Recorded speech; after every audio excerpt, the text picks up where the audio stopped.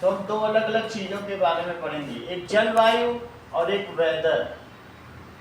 That is किसी भी जगह का वेदर कैसा होता है उसको कहते हैं मौसम। तो कभी कभी आप लोग न्यूज़ में भी सुनते होंगे कि वेदर फोरकास्ट या मौसम का पूर्वानुमान। और अगर हम कहें कि यूरोप की जलवायु कैसी है तो हम कहेंगे यूरोप में अधिकतर ठंड पड़ती है, ये बात होती है। तो climate is the total, that is the total sum of the weather condition throughout the year for a long time. बहुत समय तक का अगर उसका एवरेज लिया जाए तो जो टेम्परेचर निकलता है, जो ह्यूमिडिटी निकलती है, जो उसका सब एवरेज निकलेगा, प्रेसिपिटेशन कितना होता है पूरे साल में, चेरापूंजी मौसिनराम या कहीं पर भी कितना प्रेसिपिटेशन है, या यहाँ के जैसे इस तरीके के एरिया एरिड रीजन में, तो वो वहाँ के क्लाइमेट में काउंट होगा। ओके, उसी हिसाब से वहाँ की सारी क्रॉप्स होंगी, उसी तरीके से वहाँ पर एनिमल होगा, फ्लोरा एंड फौना होगा। Okay, what is climate? So climate refers, ये किसको रिफर करेगा?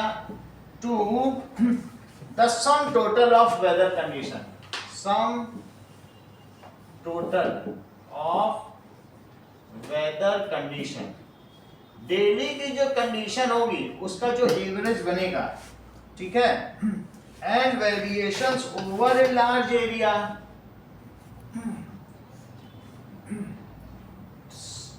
एंड वेरिएशन कि कितने से कितने सेंटीमीटर तक बारिश होती है over a large area for a long period of time, for a long period of time. तो इसका मतलब है कि अगर आपको आज देखना है तो जोधपुर का वेदर रिपोर्ट देख सकते हो, ठीक है। पूरे इंडिया का तुम वेदर नहीं देख सकते क्योंकि कहीं बारिश हो रही होगी, कहीं नहीं हो रही होगी, तो तुम ओवर लार्ज एरिया का क्लाइमेट देखा जाता है। और जिस पर्टिकुलर जगह पे तुम जा रहे हो तो देख लो आज का वेदर कैसा है, क्या आज धूप निकली रहेगी, तो ये चीज है, ठीक है कि नहीं। लार्ज एरिया में वेदर का कोई मतलब नहीं, कहीं धूप भी होगी, पूरे इंडिया कहाँ से कहाँ तक किस लेटीट्यूड और लॉन्जिट्यूड है तो उसका फर्क पड़ेगा कि नहीं पड़ेगा। So what does it mean by weather? Weather क्या होता है? So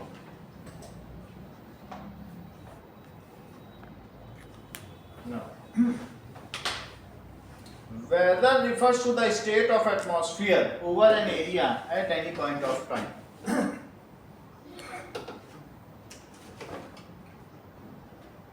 Weather refers to the state of atmosphere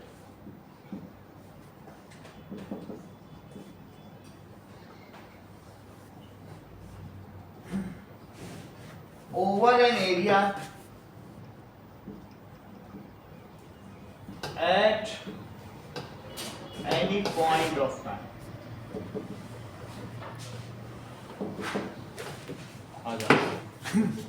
Now, weather क्या चीज है कि स्टेट ऑफ एटमॉस्फेयर, किसी पॉइंट ऑफ टाइम पे at any point of at any location, किसी छोटी सी जगह पर state of atmosphere over a large area नहीं, कहाँ पे बोलो?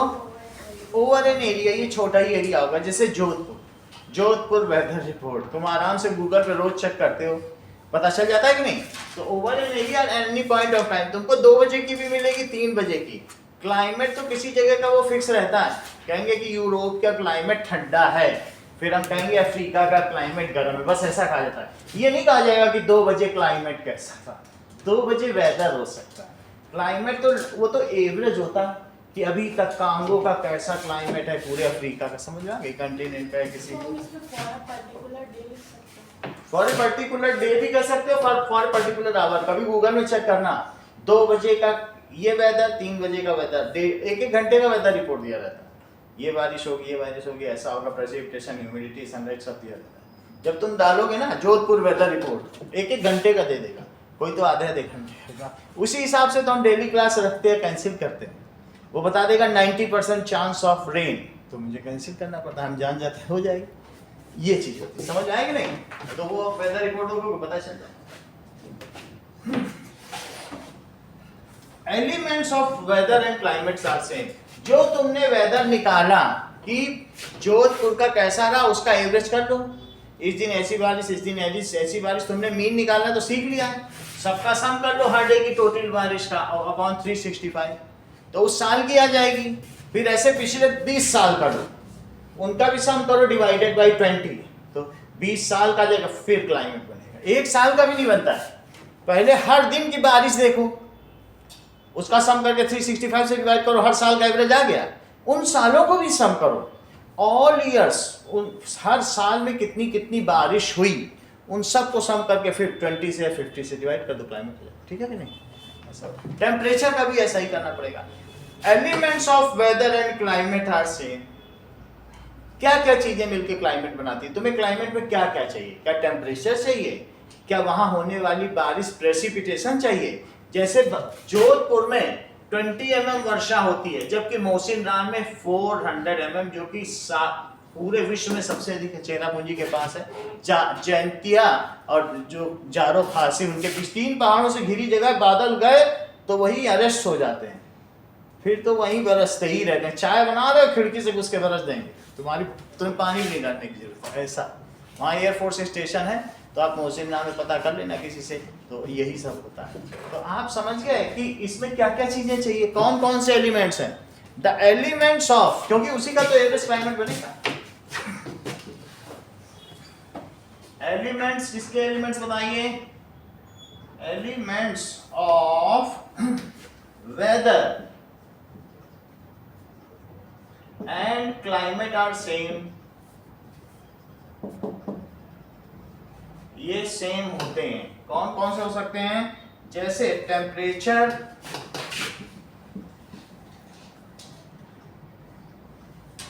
टेम्परेचर हो गया, और क्या हो गया? एटमॉस्फेरिक प्रेशर,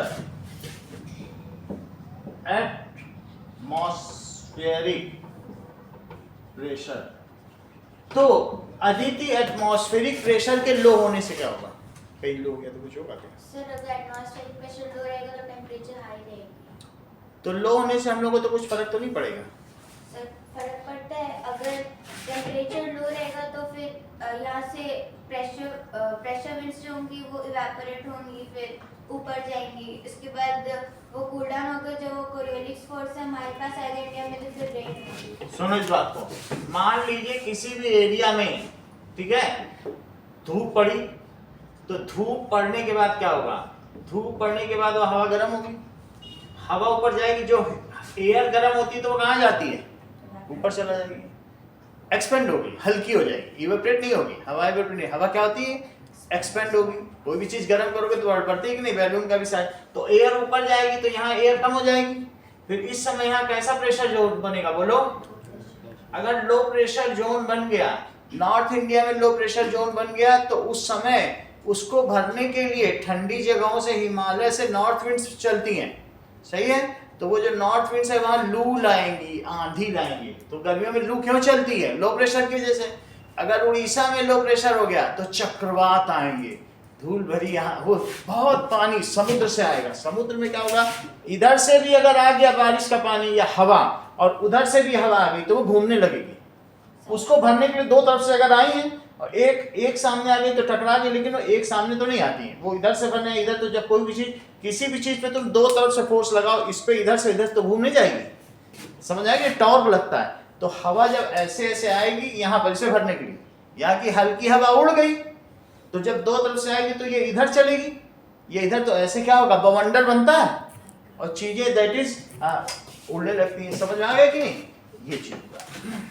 तो तुम्हें समझ में आ गया कि एटमॉस्फेरिक प्रेशर साइक्लोन, टाइफून या सुनामी ये सब लाते हैं। अगर लो हो गया तो, हाई है तो बिल्कुल शांत रहेगा। सर्दियों में कुछ होता है कहीं? ठंडी हवा है, भारी हवा है, यहाँ कोई भरने के लिए आएगा? बिल्कुल शांत शांत। गर्मियों में कितना धूल अंदर चलता रहता है, देखा नहीं है? क्यों चलता रहता है? देखते नहीं चेहरे पे धूल उड़ पड़ती रहती है?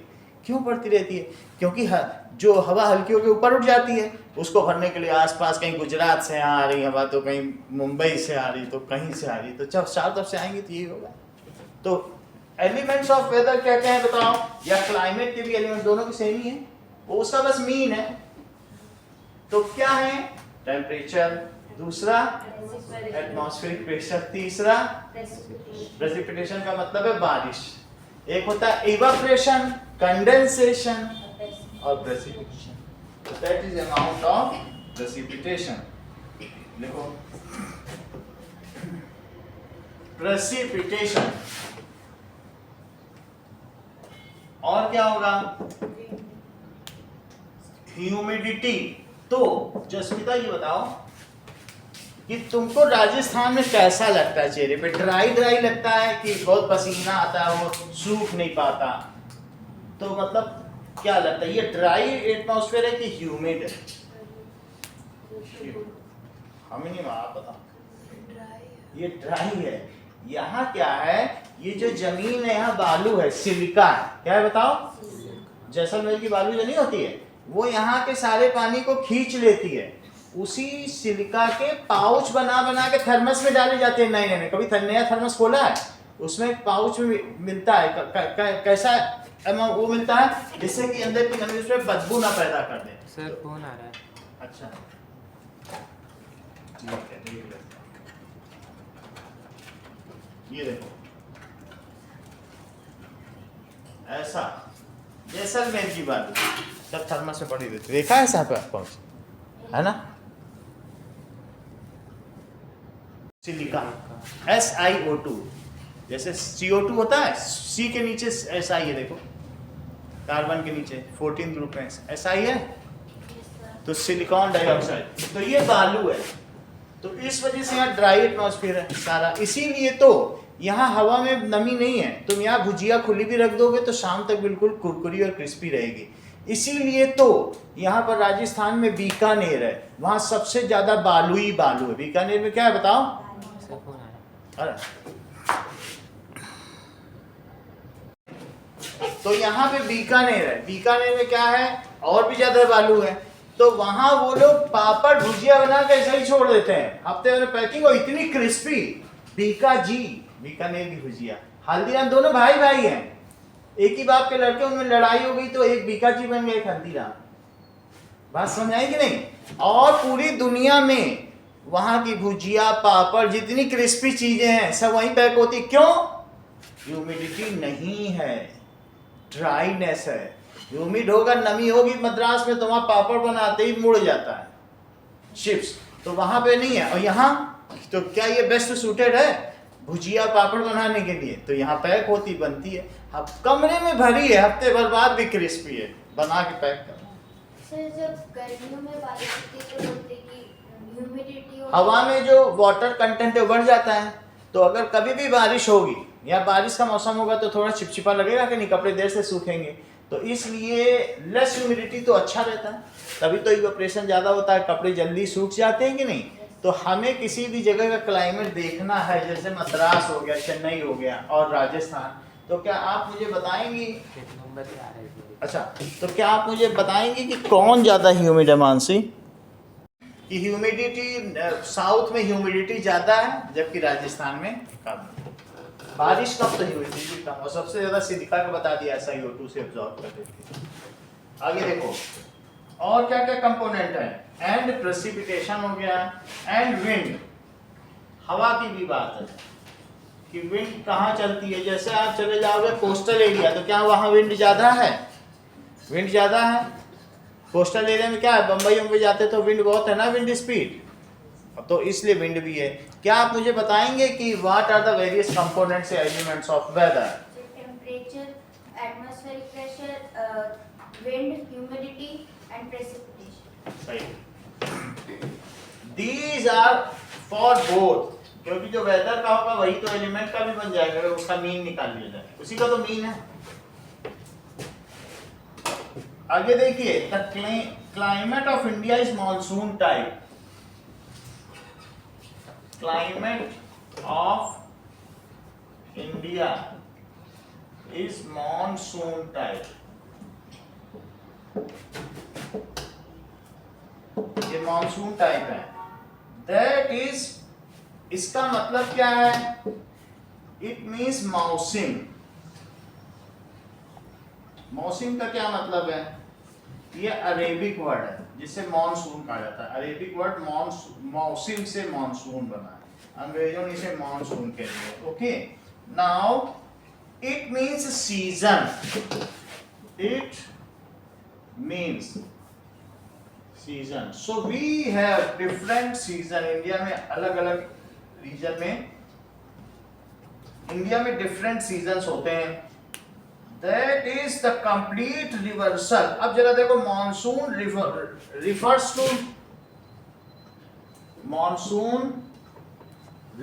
to complete reversal। इसका पूरा मतलब समझो, reversal of wind over a large area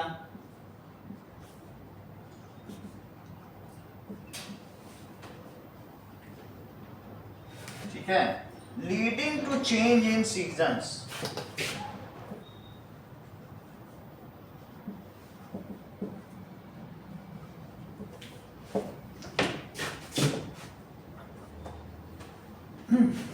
leading to change in seasons and seasonal reversal of wind direction during a year. इसका मतलब क्या है? complete reversal of wind over a large area leading to change in season is referred as monsoon।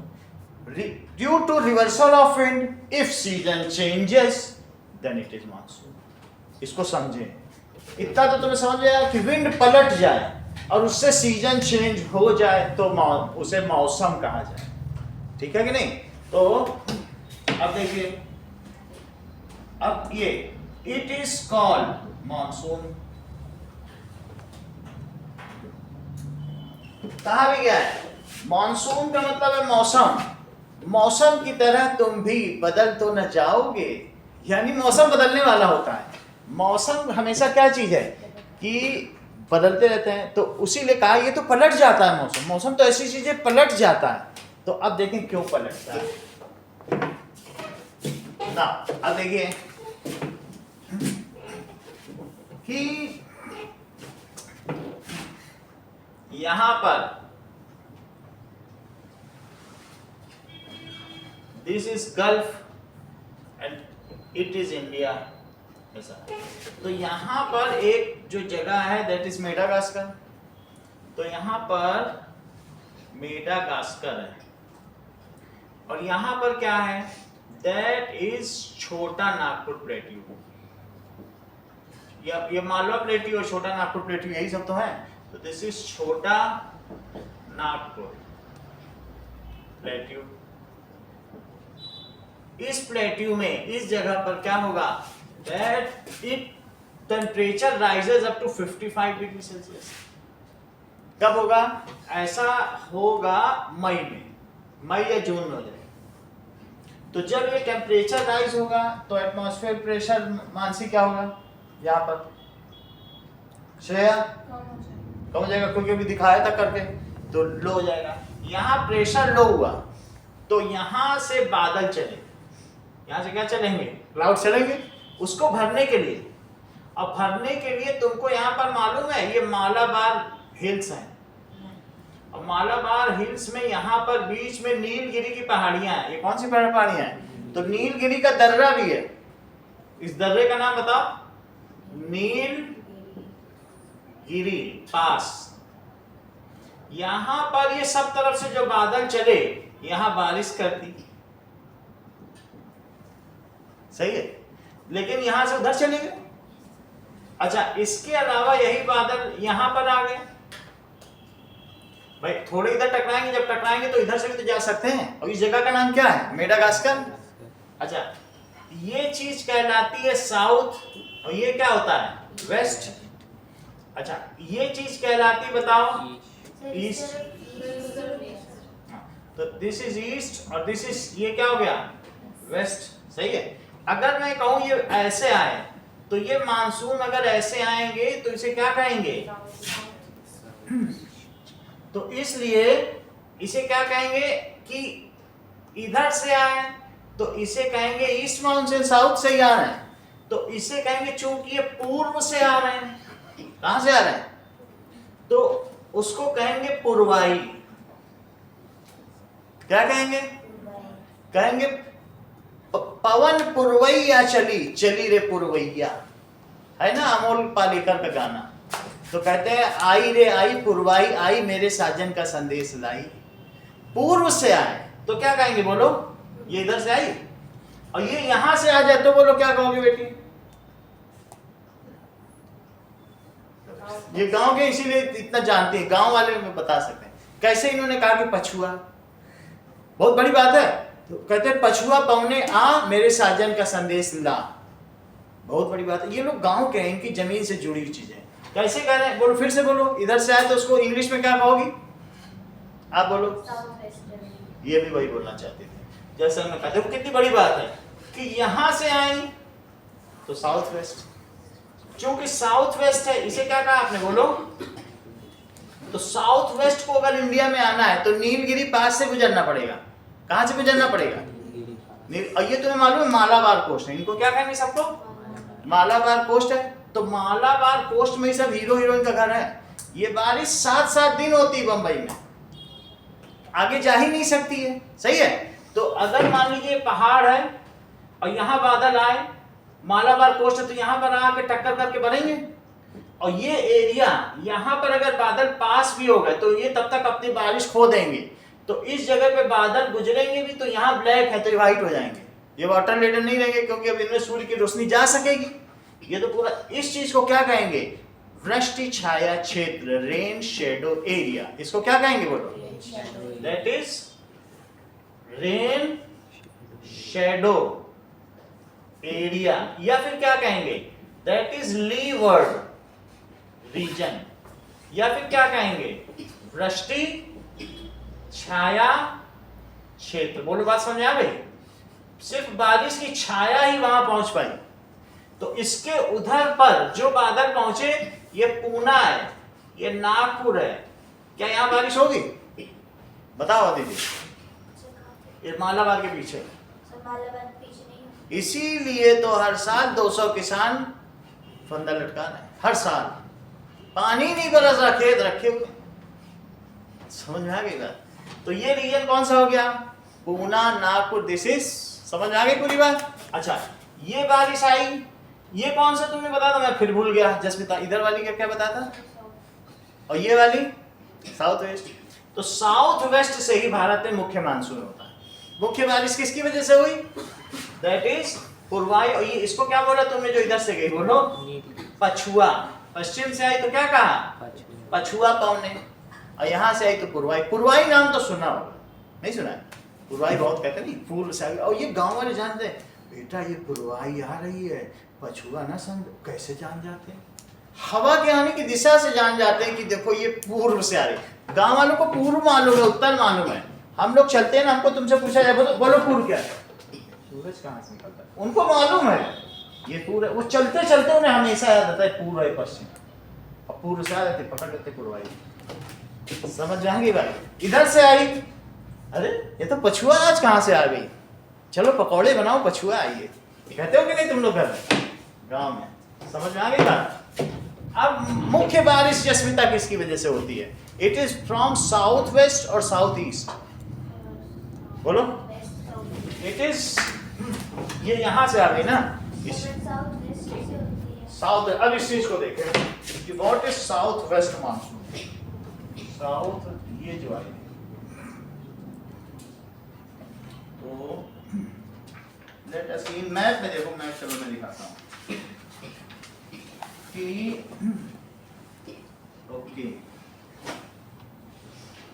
South west से तो इधर से आ गई hence,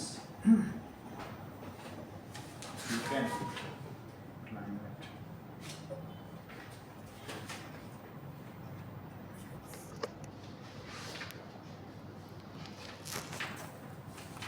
okay, तो इट इज साउथ वेस्ट। आगे समझिए इस चीज को।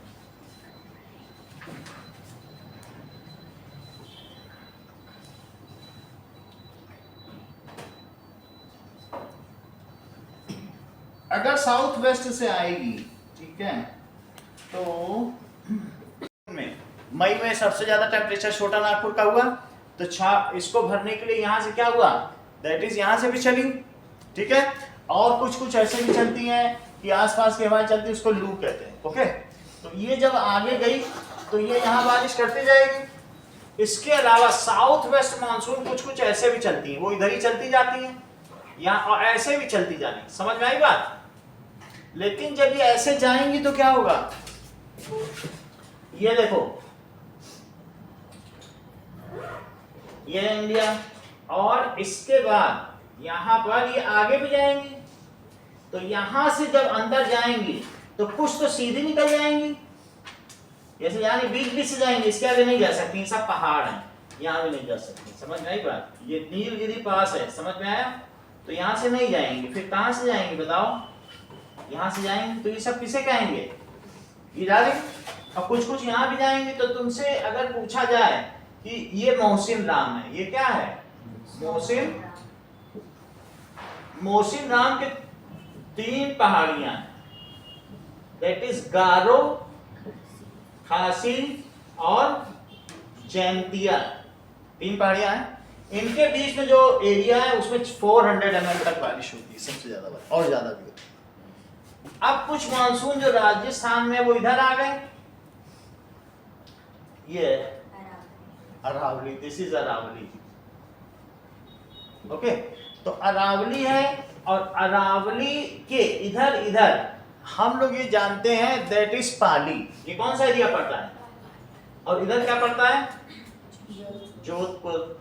तो पाली में खूब बारिश करेंगे, लेकिन ये अब यहाँ मुड़ते ही क्या बन गई, बोलो, इधर मुड़ गई तो क्या बन गई, साउथ, अभी रिवर्स नहीं, इसको कहेंगे कि साउथ ईस्ट बन गई। वही चीज भाई, हवा ऐसे गई, अब मुड़ जाएगी तो डायरेक्शन नहीं बदल गई, सीधे सीधे जाएगी तो वहां निकल गई। उसे तो हर जगह भरना, सभी जगह गर्मी है, सभी जगह लो प्रेशर जोन है। क्या तुम क्या समझते हो यहाँ पर मई में बहुत ज्यादा प्रेशर रहता है, कुछ प्रेशर नहीं रहता, धूप ही रहती है, हवा उड़ चुकी होती है। तो क्या ये हवा जोधपुर की ओर नहीं आएगी, क्या राजस्थान की ओर नहीं आएगी, तो वहां भी गई और यहाँ भी गई, वाटर लेडन तो थी, तो ये जो उसके ऊपर से जो गई वो वृष्टि छाया क्षेत्र है। लेकिन यहाँ बताओ जोधपुर क्या ये लीवर्ड रीजन है, जसमिता बताइए कि नहीं है, बताओ, आप बताओ। हाँ है, क्यों, क्योंकि उसके अरावली के यहाँ से बारिश आई, बादल आया और यहाँ बारिश कर रहा है, तो किसमें बादल बारिश कर रहा है, पाली में, और जोधपुर में खाली बादल पहुंच गया ऊपर से पार करके, तो जोधपुर में कर रहा है, तो जोधपुर में नहीं कर रहा है। और ये लीवर्ड रीजन, अभी जैसे नाम कहते हैं सर, ये तो होगा लीवर्ड रीजन, और इसलिए 3 दुकानें हैं यहाँ पे सब्जी की, लिखा है यहाँ पाली से लाई सब्जी बेची है, सब में यही लिख रखा है। पहाड़ के उधर जाते हैं तब सब्जी लेके आते हैं, यहाँ होती नहीं बारिश तो सब्जी क्या होगी, लिखा है नहीं। 3 दुकानें, कभी जाना तो पढ़ जरूर लेना, सब बड़े बड़े बैनर, यहाँ भी इधर वाली रहने 3 दुकानें, पाली से लाई हुई सब्जी, वृष्टि छाया क्षेत्र हो गया। इतनी बात तुमको समझ में आ गई।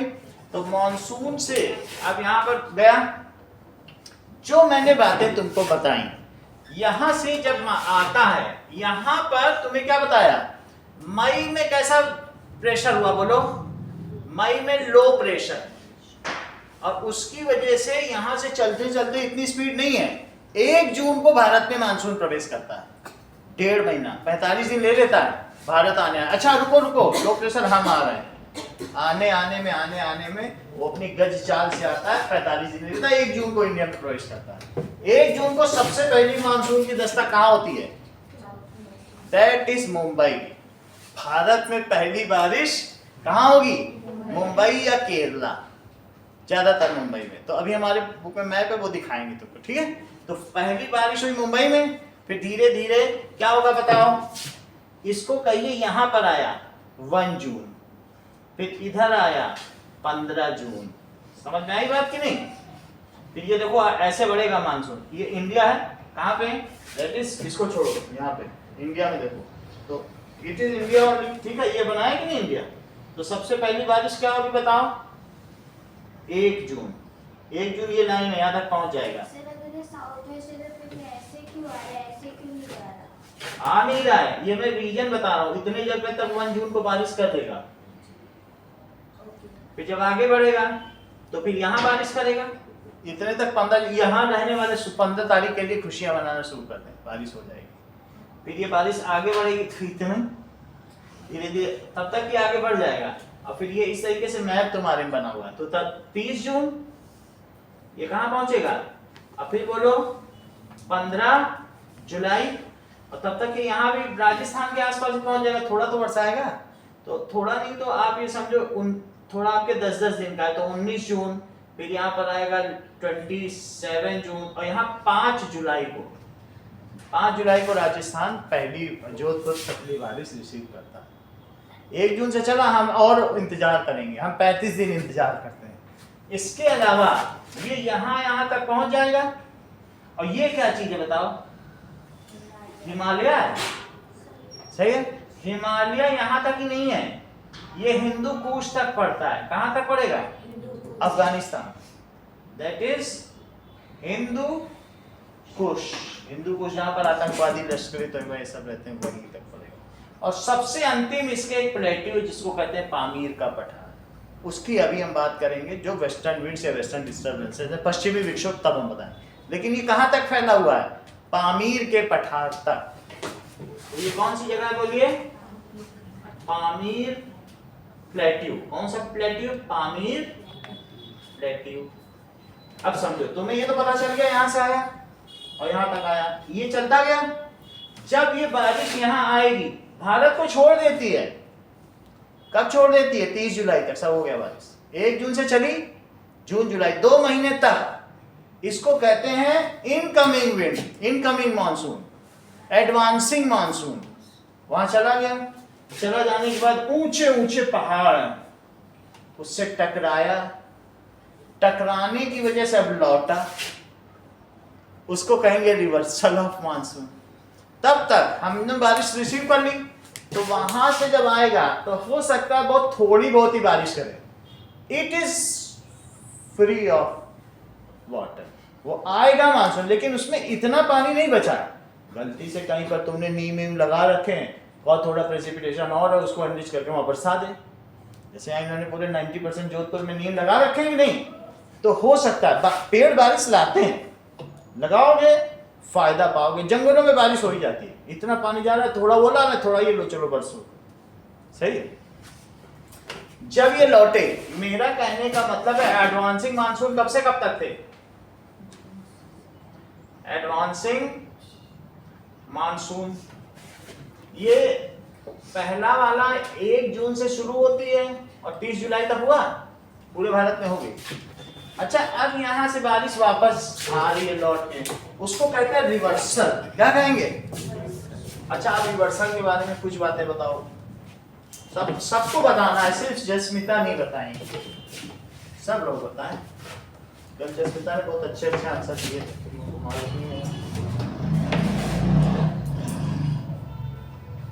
ये देखो, तो ये है इंडिया की बात नहीं, पूरे की बात कर रहे हैं। तो ये तो इंडिया है ही है, यहाँ तक है ना हिमालयंस, और फिर यहाँ तक हमने रीजन ले लिया। तो ये जो यहाँ से गया तो क्या इसमें टकराएगा, ऐसे गया और ऐसे गया और कुछ ऐसे भी गया, यहाँ तो इतने में ही जाएगा, क्योंकि और तो पास है ही नहीं ना कहीं पे, यही है। जब इससे टकरा के लौटेगा, that is called reversal of monsoon. उसको क्या कहेंगे, सही है। तो जब लौटेगा तो वो जो मानसून जाने वाला है, ये जाने वाला है, लौटने वाला आएगा, देन इट इज एम्प्टी। लेकिन फिर से ध्यान रखो, अब ये लौट रहा है कब से कब तक, रिवर्सल, दैट इज एडवांसिंग है और रिवर्सल मानसून। फिर से समझो, तुमने कभी 26 जनवरी की बीटिंग रिट्रीट देखी है? जब 26 तारीख से 1 महीने पहले, 26 जनवरी का मतलब है 26 दिसंबर से ही सब पहुंच जाते हैं कैडेट, एक महीने प्रैक्टिस करते हैं 26 जनवरी के लिए। वहाँ रोज प्रैक्टिस होती है, जो दिल्ली में उनको पता होगा, वो वहाँ प्रैक्टिस होती है। फिर 3 दिन और रुकते हैं, 3 दिन वो क्या करते हैं, खुशियां मनाते हैं कि हमने अच्छा किया। फिर उसके बाद सब, कोई केरल आ रहा है, कोई कहीं जा रहा है, उसको कहते हैं बीटिंग रिट्रीट। क्या कहते हैं? लेकिन जब वो जिस दिन घर जाते हैं, खूब बड़ा जलसा होता है, नाश्ता पानी, प्रधानमंत्री राष्ट्रपति सब आते हैं, तुमने बहुत अच्छा किया, अब जाओ अपने अपने राज्य। उसको क्या कहते हैं, बीटिंग रिट्रीट। यानी बीटिंग। रिट्रीट का मतलब है कि जाने वाला, छोड़ने वाला, तो इसको रिट्रीटिंग मानसून भी कहते हैं। क्या कहेंगे बोलो? तो दिस इज रिवर्सल मानसून का दूसरा नाम क्या है बोलो? Retreating monsoon. सही है। ये कब होगा? जुलाई है तो ये 1 सितंबर, तुम समझो बहुत आगे निकल गया, भारत भी छोड़ दिया। भारत को इसने कब छोड़ा? 30 जुलाई को छोड़ दिया था। 1 महीना ये घूमा फिरा, पाकिस्तान घूमा तो अफगानिस्तान घूमा, मानसून जाएगा ना। कहाँ घूमा? पाकिस्तान, और फिर कहाँ? अफगानिस्तान। और इसके अलावा भी बहुत ऊपर चला गया। कहाँ चला गया? अफगानिस्तान, वहां से आएगा। तो जब ये लौटेगा उसको रिट्रीटिंग मानसून कहेंगे। वो कब से कब लौटेगा? दैट 1 महीना तो ले लेता है, 45 दिन। मैं तुम्हें फिर भी डेट बता देता हूँ। दैट इज अक्टूबर टू मार्च। ठीक है, 2 महीने ले लो। चलो, रिट्रीटिंग मानसून 1 अक्टूबर, 30 जुलाई, अगस्त, सितंबर, 2 महीने छोड़ दो, 2 महीने घूमा। 2 महीने जाने आने में से कितना समय लगा? 1 मंथ जाने का और 1 मंथ आने का, तो कितना हो गया बोलो? जुलाई के बाद अगस्त सितंबर तो हो गया। तो अब ये फिर कब आएगा बोलो? 1। सही है। फिर से देखो, अब मान लो ये इंडिया में लौट आया, लौटने में इसका क्या मैप होगा? तो ये इस तरीके से आ गया इंडिया में। अब देखिए, तो जो ये मानसून आएगा, ये भी आएगा, ये आएगा, ये फैलेगा, इसका कोई मतलब नहीं है, ये कुछ नहीं कर रहा है, कुछ भी नहीं कर रहा है। लेकिन जब ये आएगा तो ये ऐसे ऐसे होकर यहां से गुजरेगा। कैसे गुजरेगा? इसका रास्ता यहीं से जाएगा, लेकिन कुछ यहां से जब बे ऑफ बंगाल जाएगा तो फिर पानी से भर जाएगा। सी कह रहा है कहां जा रहे हो? पानी लेते जाओ। और पानी लेते जाते अक्टूबर से ये आते आते धीरे धीरे बढ़ेगा। 1 अक्टूबर कहीं गलती से पहाड़ बढ़ गए तो बारिश भी ले लो। थोड़ा पानी है, थोड़ा तुम भी दो, कुछ भी हो। 1 अक्टूबर, 15 अक्टूबर, फिर उसके बाद 30 अक्टूबर, फिर उसके बाद 15 नवंबर, और फिर ये कितना?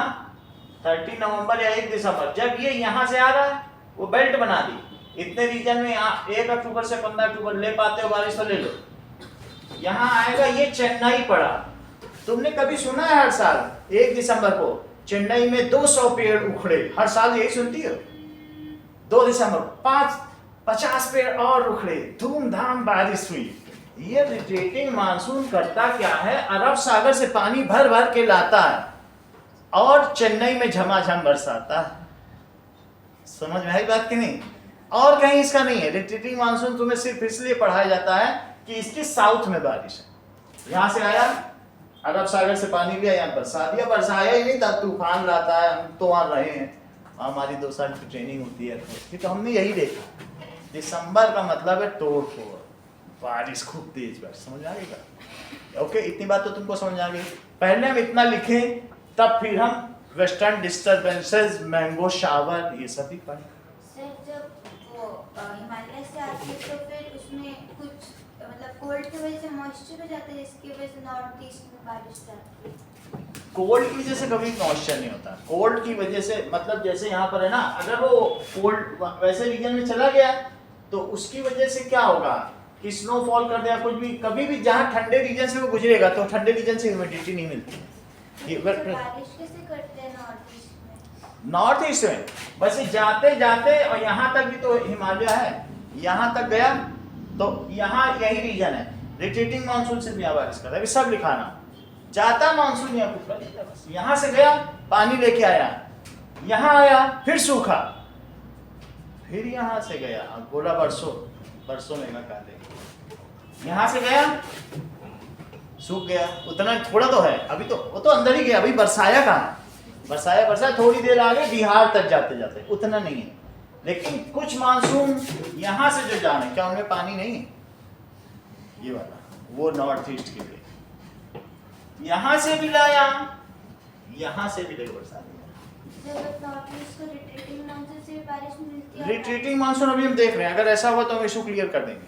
मेरी जानकारी में नहीं मिलती है, तुम बोल रही हो तो देख लेंगे। मेरी जानकारी में रिट्रीटिंग मानसून से सिर्फ चेन्नई को बारिश मिलती है, तमिलनाडु बस।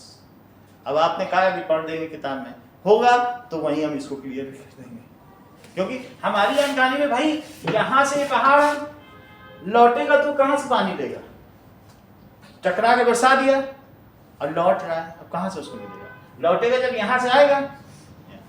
ठीक है, आपने विषय उठाया, मैं अभी देखते देखते बताऊं। ठीक है, तो ये जो हिमालयंस हैं क्या ये हमें बारिश देते हैं? क्योंकि इनसे टकरा के तो बारिश होगी, जब आएंगे अल्टीमेटली टक्कर होकर। जो तराई क्षेत्र है, तराई क्षेत्र जानती हो, जो बेसिन्स, जैसे हिमाचली लोग होते हैं ना, हिमाचल, गढ़वाल और उसी पूर्वांचल, आंचल में जो बसे हुए, बिहार में भी तो पूर्वांचल है, उन सब जगह हिमालय से टकरा के बारिश हो जाती है।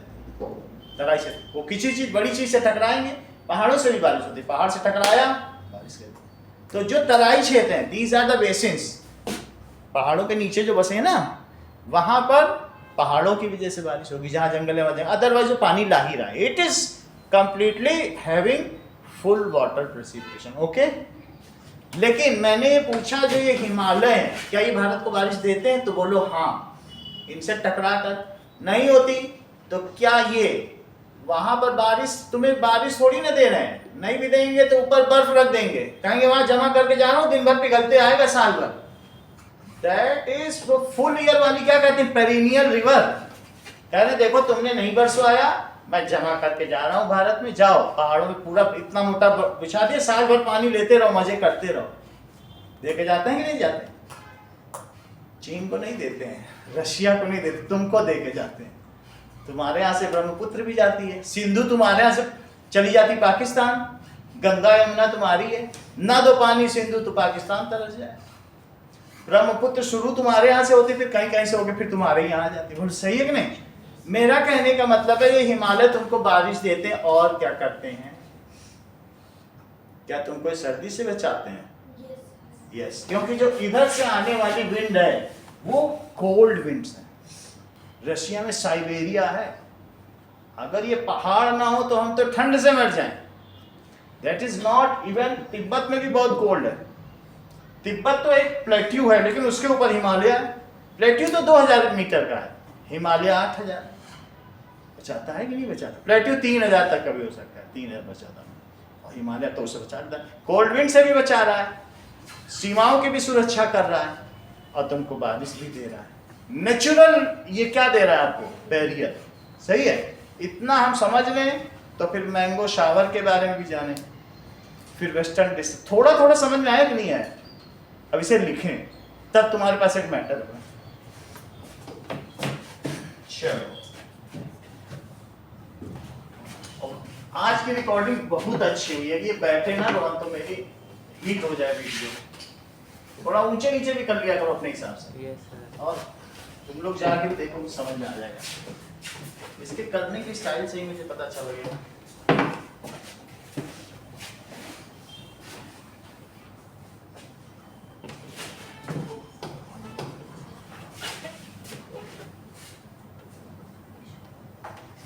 चलो, नाउ एलिमेंट तुम्हें समझ में आ गए? फिर एक लीफ फीचर भी होना चाहिए।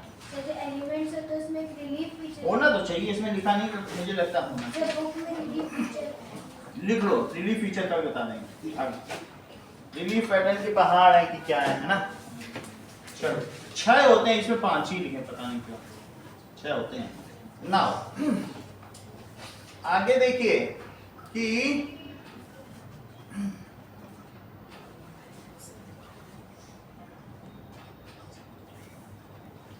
there are 6 major controls। अब तुम्हें बताया कि मानसून किसे कहते हैं, ये तो तुम्हें समझ में आ गया।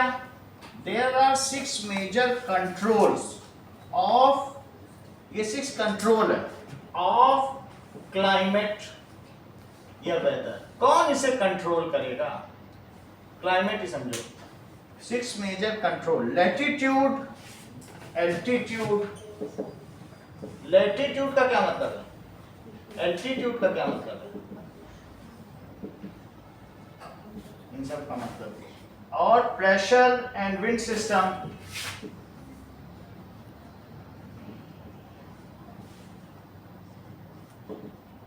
ये भी देखेंगे। डिस्टेंस फ्रॉम सी, तो distance from sea, ocean current,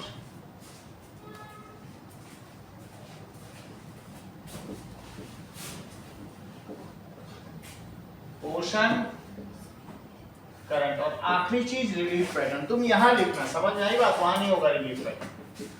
and relief pattern, relief pattern वहां के मानसून को प्रभावित करते हैं। किसी का जगह का मानसून ठंडा है या गर्म है, वो किससे प्रभावित होता है? It is affected by relief pattern. कि भाई माउंट आबू, राजस्थान में माउंट आबू है तो पहाड़ी क्षेत्र ठंडा होगा, उदयपुर ठंडी जगह, पहाड़ पे बना हुआ, बहुत ऊंचे पहाड़ है। चलो लैटिट्यूड देखिए। लैटिट्यूड क्या है कि इंडिया में ये इक्वेटर, वर्ल्ड में ये क्या बोलो, इक्वेटर है, सही है श्रेया, समझ में आ रही बात की नहीं? ये इक्वेटर है, इक्वेटर से यहां चले जाओ, यहां चले जाओ, तो यहां सेंटर से 1 डिग्री 2 डिग्री 3 डिग्री खींचते जाओ, और कितने डिग्री तक ले लो, 90 डिग्री, ये 90 हो गया। तो अब हर डिग्री पे एक सर्कल बनाओ, 1 डिग्री एक सर्कल, 2 डिग्री अगला सर्कल, 3 डिग्री अगला सर्कल, और 1 लेयर, 1 डिग्री 1 सर्कल, 2 3 4 5 छोटा सा। समझ आ गई बात? तो हर डिग्री पे जो सर्कल है वो लैटिट्यूड है। ये पहला सर्कल, मान ले पहला सर्कल, तो यहां जो पहले पे सर्कल एक बनेगा वो क्या कहलाएगा, 1 डिग्री नॉर्थ। ये कितना है, और आगे चले तो 23.5 कितना है, 5 डिग्री नॉर्थ। और नीचे चलो तो 23.5 डिग्री साउथ। वैसे टोटल यहां से यहां तक 90 सर्कल्स हैं। क्या है, ऊपर 90 पीस करो 1 डिग्री पर, और नीचे 1 डिग्री पे एक पीस काटते जाओ, 1 डिग्री 1 पीस काटो, फिर अगला डिग्री 1 पीस, तो गोल गोल कटेंगे ये टमाटर। अच्छा नीचे गए तो ये क्या है बोलो, दैट इज 90 डिग्री साउथ, और ये क्या हुआ बोलो, और ऐसे सर्कल काटते जाओ। ये इक्वेटर है, ये क्या है बोलो, tropic of cancer. This is tropic of cancer, कर्क रेखा। और ये क्या है बोलो, ट्रॉपिक ऑफ कैप्रिकॉर्न, मकर रेखा। उसी से मकर संक्रांति हम लोग मनाते, खिचड़ी 14 जनवरी बताएंगे। दो चीज समझा गए? अब जरा देखिए, मेरा कहने का मतलब है कि अगर तुम, ये देखिए ये अर्थ है, अर्थ में ये 0 है, 0 डिग्री लैटिट्यूड,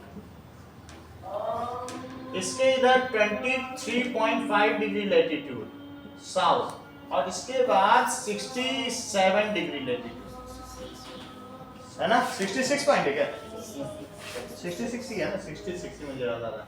अब ऊपर क्या है बोलो, 23.5 डिग्री नॉर्थ और 66 डिग्री नॉर्थ, और ये क्या है 0 डिग्री नॉर्थ, और ये क्या है, सॉरी 90 डिग्री नॉर्थ, और ये क्या है बोलो 90 डिग्री, ये सही हो गया, 66 एंड हाफ ना, अब करेक्ट है, मुझे कुछ इसी के बीच में लग रहा है। और ये क्या हुआ बोलो 66.5 डिग्री साउथ। ये जो रीजन है यहां से यहां तक, ये कैसा रीजन है, उष्ण कटिबंध, ट्रॉपिकल रीजन। यहाँ बहुत गर्मी है, क्यों, क्योंकि जो सनलाइट है वो इस पर सीधी पड़ रही है, तो सीधी पड़ने की वजह से क्या है, that is it is known as, कैसा रीजन बताओ, ये जैसे ये हमारा अर्थ है, सही है, ऐसे ये क्या ऐसे घूम रही है क्या, अच्छा अब ये सन है, बीच में सन, ये घूम रही है, ये तिरछी घूमती है धरती, अपनी जगह पे घूमती है, फिर सन के चाहिए, सन है, सही है, ये यहाँ आ गया, अब ये घूमती जा रही है और सन की रे यहाँ पड़ रही, कहाँ पड़ रही, चेक करो, it is tropic of cancer. सीधी कहाँ पड़ रही, पूरा घूम गया, क्या ट्रॉपिक ऑफ कैंसर पे ही पड़ रही, चेक करो, सही। अब ये उधर आ गई, उधर आ गई, तो सन इधर से इधर टक्कर मारेगा। अब कहाँ पड़े, सॉरी, ये अब ट्रॉपिक ऑफ कैंसर है, और जब पहले थी तो ट्रॉपिक ऑफ कैप्रिकॉर्न। नीचे कैप्रिकॉर्न है ना, सन बीच में, धरती इधर है। तो तुम क्या कहोगे बताओ कि इस समय दक्षिणी गोल सदर्न हेमिस्फीयर पर सीधी रेखा पड़ रही है। सीधी रेखा कहां पड़ेगी, जब यहां पर है धरती, ये सन है, उस समय बताओ भारत में ठंडक होगी कि गर्मी? हाँ, क्योंकि हमें कभी सीधी धूप मिलेगी नहीं। देखो भारत आगे, कहां है भारत, देखो ये है भारत, तुमको मिलेगी? सन टक्कर यहां मार रहा है, तो कहोगे अभी तो सूर्य दक्षिणी गोलार्ध में है, now sun is at southern hemisphere. कहते हैं अभी तो ये मकर रेखा पर है, ये मकर रेखा है, ये कौन सी रेखा है? और फिर जब यहां से यहां आई तो अब जब ये इधर से घूम के यहां आ गई तो अब सन कहां पे पड़ने लगा, इधर। तो अब भारत को मिली कि नहीं, ये यहां कर्क रेखा पर आ जाएगा। कर्क रेखा पे नहीं आएगा, मकर को छोड़ देगा। मकर को छोड़ दिया 14 जनवरी को, तो कहेंगे क्रांति हो गई, मकर संक्रांति हो गई। चलो दही बड़े खाओ पहली बार, सर्दियों में तो खा ही नहीं पाए 2 महीने दही बड़े, उस दिन दही बड़े बने।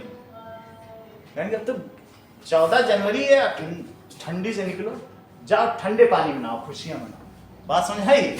तो 14 समझ में आ गई बात। इस समय सन इज एट सदर्न हेमिस्फीयर, और इस समय कहाँ, आधे समय सदर्न हेमिस्फीयर और आधे समय, जब नदर्न हेमिस्फीयर में सन होगा तभी हमको गर्मी मिलेगी सीधी।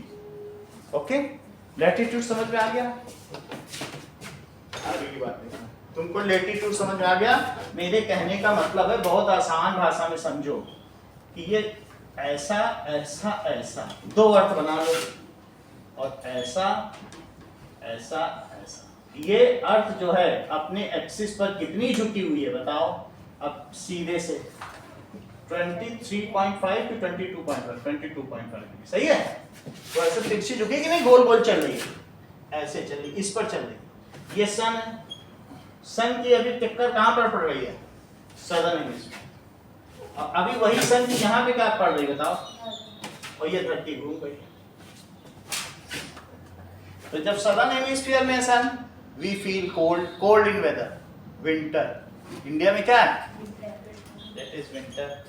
जब ये नदर्न हेमिस्फीयर में, उत्तरी गोलार्ध में सूर्य, तो क्या है, दैट इज समर। ओके, तो हम किस लैटिट्यूड में रहते हैं उसका भी प्रभाव पड़ता है। मेरा कहने का मतलब, ये तो तुम्हें समझ आ गया ना, कब कब है, फिर से समझो।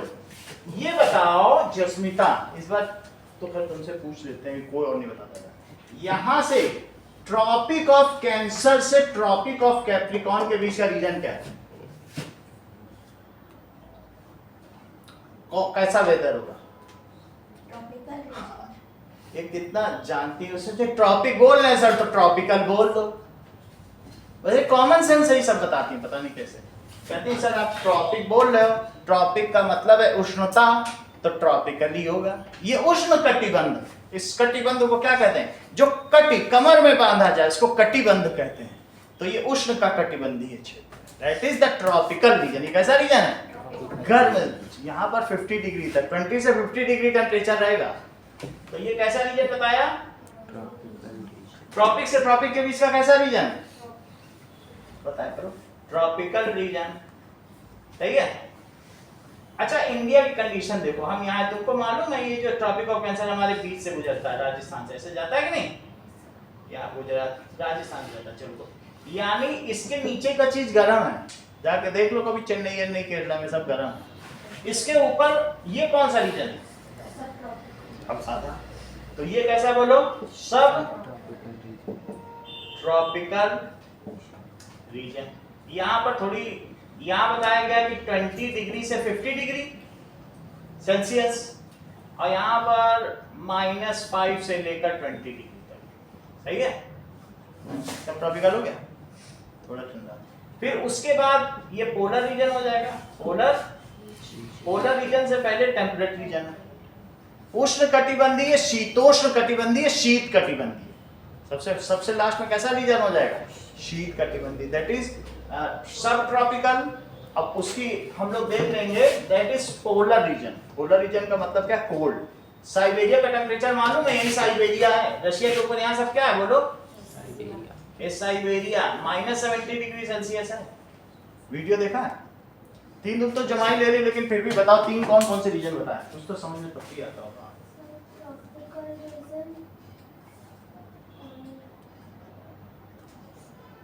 हम तो इतने आसान आसान भाषा में जमा ही आ रही है, सब समझ ही नहीं पाते क्या?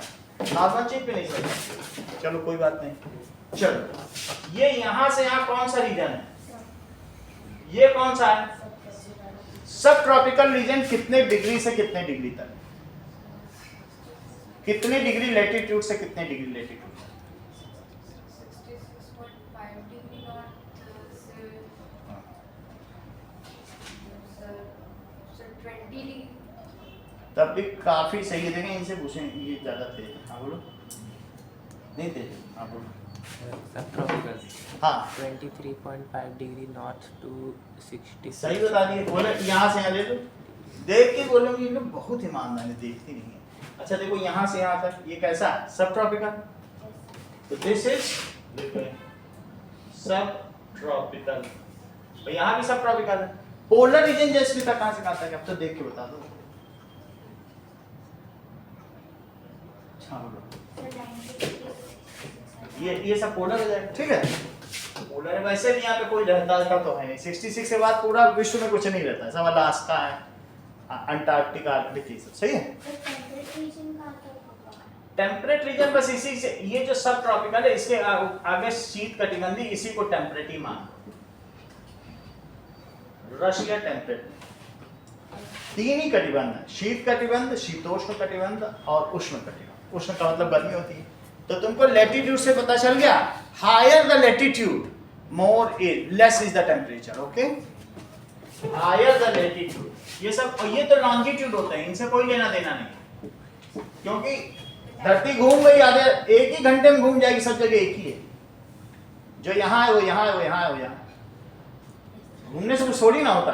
तुम कहाँ हो? सन के सीधे, सन कैसी टक्कर मारूंगा, घूमने से क्या होगा, है ना? धरती घूम रही हो तो सब लेटीट्यूड में एक ही जैसा हीट देगा।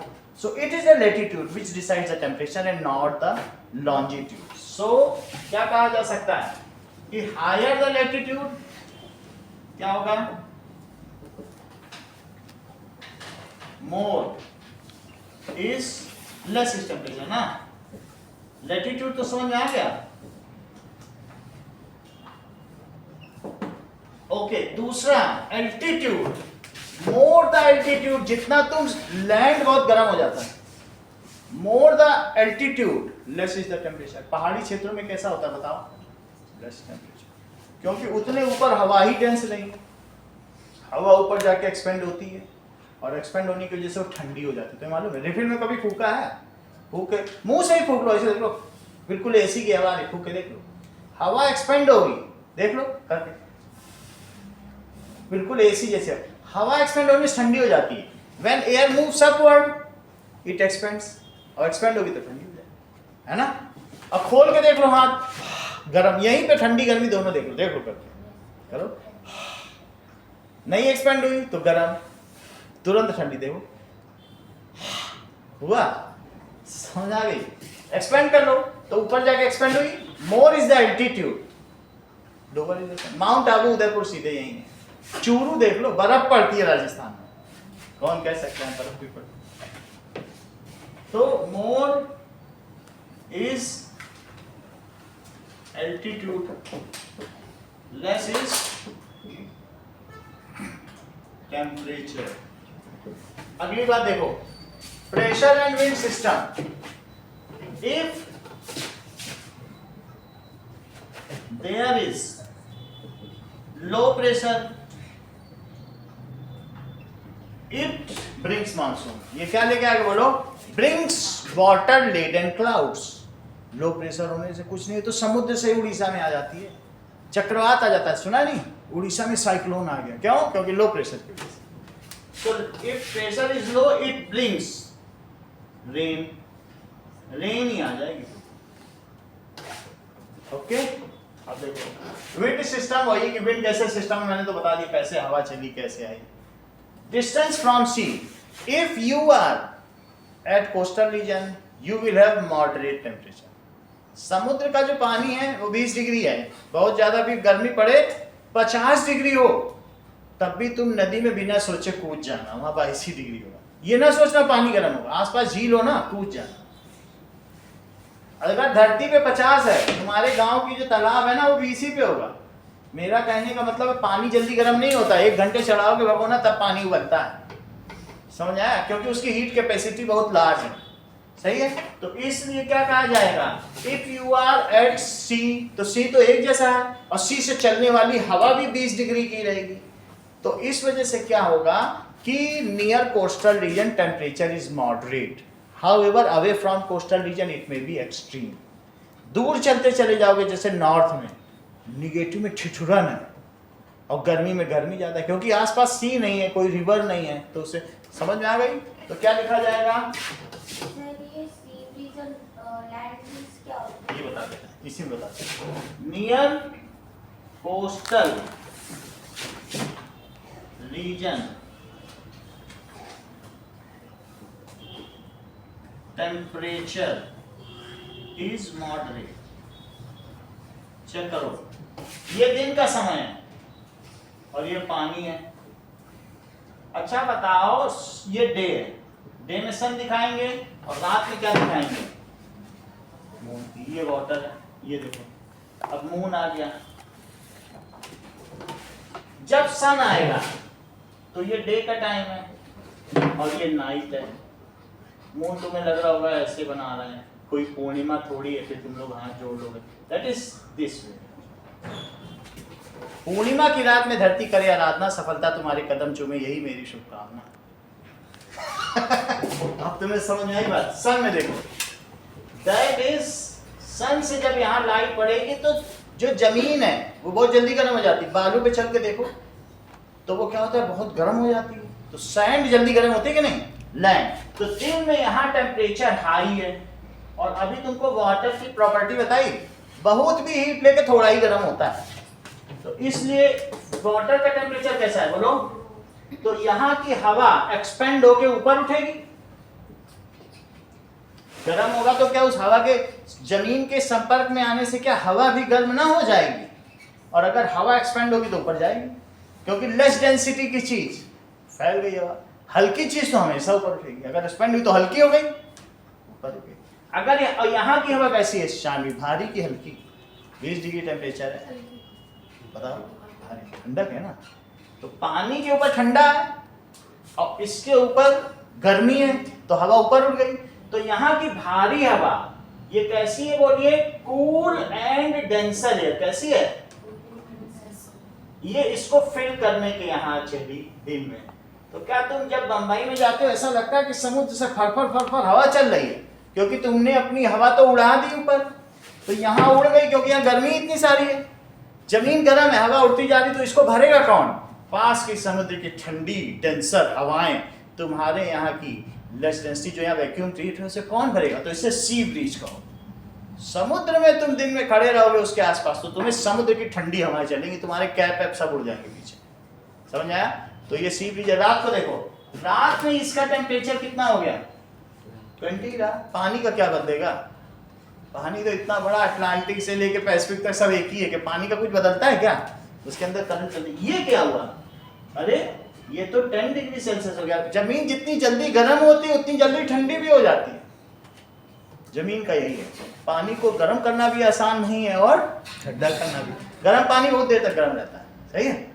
तो अब बताओ यहाँ कोल्ड है कि यहाँ,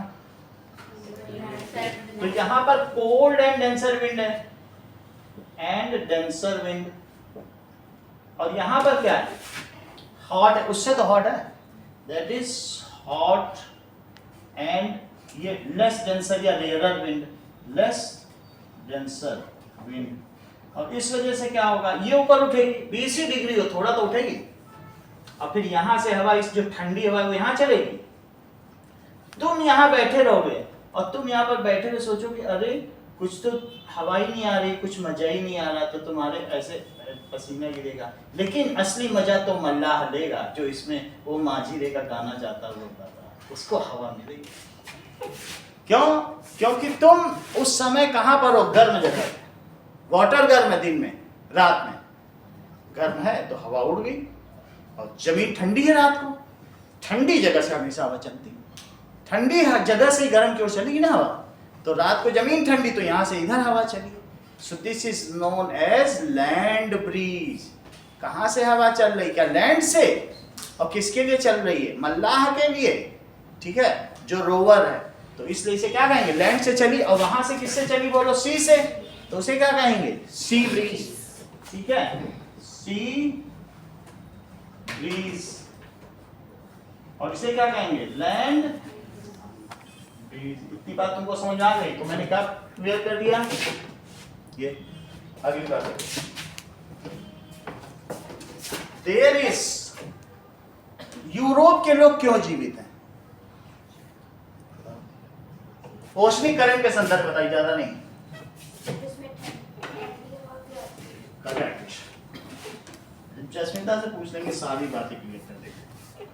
बताओ जसमिता,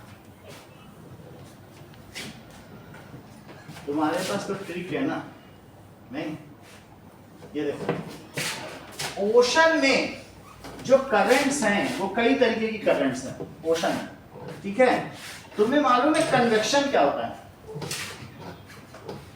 चीजों को समझो। ये देखो, सन से जो आ रहा है अर्थ पर, इसमें वैक्यूम है, तो वैक्यूम में क्या होगा, सन से जो हीट आ रही है इसको कहेंगे रेडिएशन। रेडिएशन के लिए किसी मीडियम की जरूरत नहीं होती, सन और अर्थ के बीच में क्या कोई मीडियम है, बस एक पतली सी एटमॉस्फेयर की बेल्ट है, वरना 14 करोड़ 88 लाख किलोमीटर पे कुछ है, कुछ नहीं, सब वैक्यूम ही तो भरा पड़ा है, वैसे जरा सी एटमॉस्फेयर, तो नो, इसमें नो मीडियम चाहिए।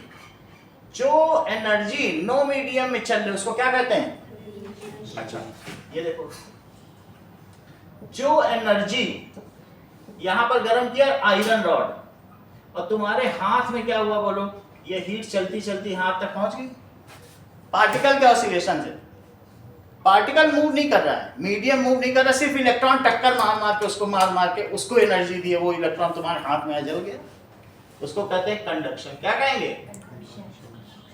फिर से देखिए, कभी तुमने ऐसा देखा पानी गर्म किया तो नीचे क्या हुआ, जब नीचे का पानी गर्म हो गया, हल्का हुआ, गर्म हुआ तो क्या हुआ, एक्सपेंड हुआ, एक्सपेंड हुआ तो क्या इसकी लो डेंसिटी हो गई, हवा की तरह एक्सपेंड हो गया, तो हल्की चीज ऊपर जाएगी, जब ये हल्की चीज ऊपर जाएगी तो ये सब भारी था, वाटर ऊपर कूल है, वो नीचे आएगा, तो ये ऊपर जाना, इसका नीचे आना, इसको कहते हैं कन्वेक्शन।